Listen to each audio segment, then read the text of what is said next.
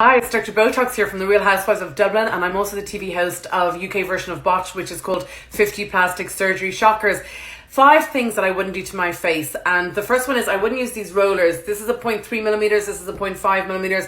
People roll them on their face, and all they're doing is rolling bacteria in. They're normally single use, and honestly, they should be done in a clinical setting, not at home. So don't use these, please. I don't recommend it. Number 2, don't ice your face. Everyone's mad for icing their face. They're getting lumps of ice and they're putting them on their face, or they're getting these little rollers and putting them in the freezer, and then they take them out of the freezer and then they roll them on their face, but then it can give you an ice burn, so it's really not a good idea. The next thing is number 3, to slug or not to slug. The debate continues. I don't know what the answer is. I'm beginning to realize there is a difference in people's skin. So I grew up in Ireland. I have really white, pale skin. Ireland is a damp environment, so we don't typically, women there have really good skin because it's damp and moist.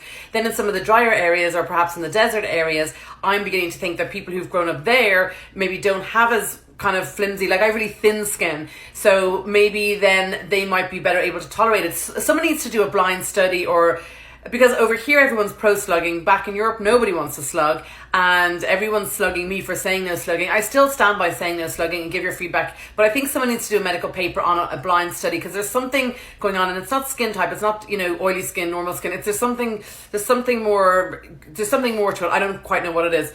Number 4, when you're using facial tools, so if you're using a facial tool, so this is the Nefertiti neck lift machine from my collection, and again, I am always really careful that I just monitor the actual temperature as well. The vibration is fine, but the temperature has to be careful. So there's green, blue and red, and then I like the blue because the blue is really anti-aging, and I can also do it along my nasolabials and flip it in and out. And I can flip it in and out of the area here at the marionette line. So that's what I would say. Just be very careful and wary of the heat.